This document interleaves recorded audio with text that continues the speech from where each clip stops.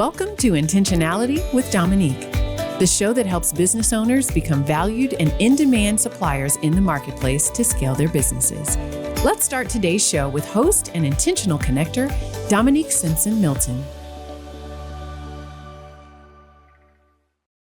Welcome to another episode of Intentionality, the show dedicated to increasing the success rate of entrepreneurs and their businesses by sharing the strategies and tactics of successful suppliers. I am your host, Dominique Simpson-Milton.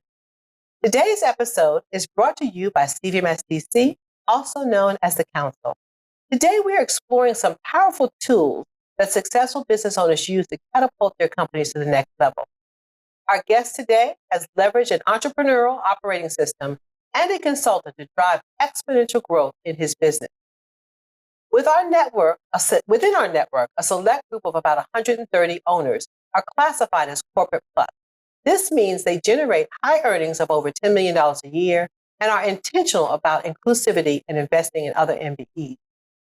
Let's welcome Troy Roberts, President and CEO of APC, who is celebrating 31 years of business. Troy, welcome to the show and congratulations on incredible growth in your business. Thank you. It's great to be here today. Yes, thank you for taking the journey. So APC, what does APC stand for? It's Alliance of Professionals and Consultants. It's kind of a mouthful, so that's why we go by APC. That's why you go by APC. And then having the A there puts you at the beginning of every list. Absolutely. So now what actually do you do? We help companies with their workforce needs and project solutions. Typically, when they have IT or business professionals and they're trying to solve big, complex issues, we go in and we provide talent and project solutions to help them accomplish their goals. Okay, so now when I was in MBE, we were research specialists. Okay, so you don't say that you're a staffing company. That's just a no-no, right? So you're a specialist. You talk about what you specialize in, and then as a part of that, you provide the talent to take care of that specialization. Is that correct? Absolutely. Absolutely. Okay. So 31 years, Troy. We've seen a lot. You've seen a lot. Absolutely. It's so important to stay ahead of the new trends. When we started, it was the Y2K, and then went into the .com era, and we saw a lot of companies needing data, the importance of data, and now we're starting to get into the era of AI. And we can talk about that in a moment. All right. But I want to go back to the beginning. So your father started the business? He did. Back in 1993, retired from IBM, and there was a big demand from IBM to come back and to provide professionals back into IBM. Started the business, and I started with them about 7 years later, and have been, generating, growing the business. We started from the basement of our house and grew it over the years, and now we're across 43 states and working with a number of large Fortune 500 type clients. Now, how did it feel when he handed over the reins of the company to you? It was more of a natural progression because I had worked with him for so many years. At one point in time, it was he wanted to start backing off a little bit, and so I became the president. He remained as the CEO, and I was doing a lot of the day-to-day type decisions, and it just naturally. In 2018, my father passed, and it was just a natural progression for me to take over the reins. Congratulations on taking over the business. And so what changes have you implemented in the business since you took over? One of the biggest changes that we've implemented is a little bit more on focusing on working on the business instead of in the business. And what we did in conjunction with that was implemented the entrepreneurial operating system. And the focus of that is to really be intentional with taking a step back from the day-to-day running of the business and putting out fires, and really focusing on, what is going to get us to where we're trying to go. And the entrepreneurial operating system really helps put a framework around that to creating what are your goals for 3 years from now, 5 years from now, and then bringing it all the way back to the here and now. What are you going to do for the next quarter to help accomplish the tasks that are going to be important to reaching those goals? So let's talk a little bit more about that, because I've met your consultant, right? You brought him in to help our other MBEs out, and we actually had a whole workshop, I think it was 2 years ago, where we were able to bring our top businesses in and look at their business from a different lens, right? A lot of people will see a business from the outside looking in and they're highly successful. Right. But they don't understand the work that's going into it behind the scenes. So you actually hired a consultant. Absolutely. Hired a consultant, and then there's a whole system that you go through. And the way I understand that system is it looks at not just taking your business and doubling it, but maybe tenfolding the business, right? Because it might take the same amount of energy to double your business as it is to tenfold, right? So talk about the steps that you've taken with that consultant. Well, one of the things that I think is an advantage to using a consultant is they challenge your thinking and your reality, because they have the opportunity to look at a lot of different businesses and see things from different perspectives. So there's just a lot of challenging that they do through the process. And it's really making sure that you are being intentional with taking yourself out of that day to day and setting goals of what you're wanting to do and what you need to achieve. And one of the big, focuses of the framework is making sure that you have the right people in the right seats. Are the people that you have going to get you to where you need to go? And, the individuals that maybe helped you in the early years are maybe not the right individuals to help you leapfrog from, say 1 million to 5 million, or the 5 million to 10 million. There's different skill sets that are needed in order for you to do that. Not saying that people can't, sharpen their skills and grow with you, but there are times when you've got to make the investment in the right people that are going to help you really leapfrog. That's critical. And we had you on a panel at our BOC one time. And what was interesting to me is the 3 people that were on the panel, very, very successful business owners, but each one of you used an entrepreneurial operating system in your own way, right? So there's different levels. That's a branded name, right? The EOS, but there are different types of systems like that. So for our viewers, our MBEs that are looking to figure out how am I going to move my business to the next level, you have to take time to slow down. Right. And then when you slow down, you have to learn how to work on your business. And at CVMSDC, we provide developmental programs to help MBEs to work on their business. Tell me, Troy, the difference between working on versus in. Well, working in the business is putting out fires in the day-to-day, responding to emails, that type of thing. And working on the business is setting a strategy based on, what's going on in your various industries. What are the trends, and making sure that you are doing the steps to stay in front of those trends. And that might be education of your staff. It might be bringing in consultants. It might be even leveraging the clients that you're working with to understand where are they going. And there's just a lot of things that these systems help you do. Excellent. So if somebody's looking to get an EOS system or EOS-like system, what would you suggest they do? You don't necessarily have to hire a consultant. Obviously, if you're large enough to where you can afford that's awesome to do. But if not, reading the book Traction will give you a lot of the tools that are utilized within the framework, and you can get started today with it. Excellent. So let's talk about AI a little bit more, because you said that's one of the things that you're incorporating, and that's what that's the new buzzword, right? Is artificial intelligence. What are you doing with AI in your organization to grow the company? We're looking at it from twofold. One is how are we helping our clients with AI, and then also what are we doing internally? From an internal perspective, we're providing training to all of our employees on just prompt engineering. How are you using ChatGPT to do more effective communications?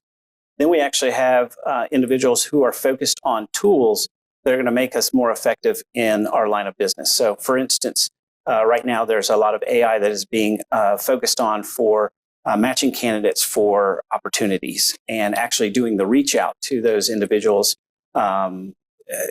without any intervention of recruiters. Now, obviously, at the end of the day, who you're sending to clients is an individual, but it saves us time on sourcing those people. Yeah, because you have to source very quickly, right? Absolutely. So the AI is helping you source even faster than you were sourcing before? Absolutely. Yeah, it is able to match up candidates and do the reach outs. We're evaluating those tools today to help us do that. And so you mentioned to me when we were off air that you have a training program that you're about to implement with your employees. Tell us about that training program. Yeah, we're at the end of this month, we're bringing all of our employees in to do just face-to-face training and team building.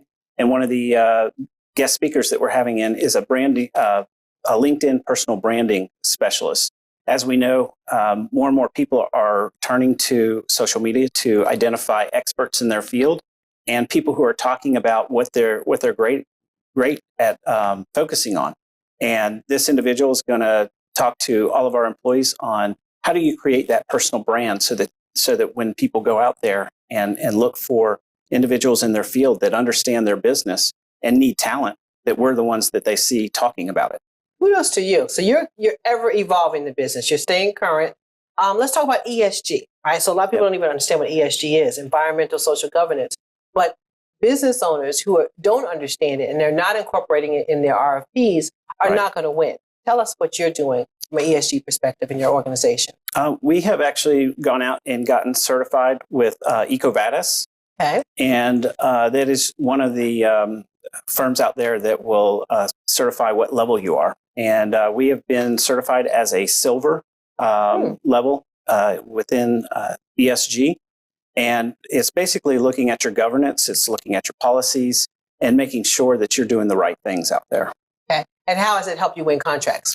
It's been very effective. One of our clients, Michelin, came to us and asked us if we would be one of the. We're a supplier to them. They wanted to see if we'd be willing to get certified. We did that, and since then, we're seeing a whole lot more other organizations asking for that. Mm-hmm. And when you're an organization that is a silver rated ESG versus somebody who is trying to figure out what it is, right, it definitely elevates the conversation. Yeah, it makes a difference. And it's so, like I tell people, if two people are going up for a proposal and you're talking ESG language in the proposal and responding about how, like you said, the silver level, you're going to win out over that other person. Absolutely. It gives you extra points along the way. So kudos to you for doing that. So what advice would you give a company starting out? All right. So the reason why we have the show, Troy, is to make sure that entrepreneurs can see very successful entrepreneurs like yourself who've stood the test of time. 31 years is commendable. But, looking back, what advice would you give to somebody starting out, trying to get into staffing, although we don't say that, but to create a niche and to really grow and evolve? Well, I think growing and evolving is one of the most important aspects that I like to focus on is the people, obviously. If you hire the wrong individuals, it can have such a negative impact on your business. And you ultimately, when you have somebody that is not effective, you actually end up running out some of the good people. And I think that from a perspective of one of the biggest lessons that I've learned is identify very quickly if somebody's not a good fit, to help them find their new opportunity, because it does impact the business so much. Okay. So I've heard people, I've heard systems. You have the entrepreneurial operating system. I've heard, working on your business, knowing how to do that. But the people is so critical. And you've been rated as a great place to work. Absolutely. Yeah. So in hindsight, when you were starting the company, would you do anything different than what you did? In hindsight, what is also just as important as the people is the clients that you choose to do business with. We have taken on some contracts that were from one standpoint were very flashy, lots of revenue coming in, but at the end of the day, the gross profit just wasn't there. And the amount of infrastructure and cost that you have to put in place for some of these large companies that don't allow some of the margins that you need in order to be effective. And so working with clients that see you as a trusted partner and not so much as a vendor is one of the aspects that I think is so critical into being successful.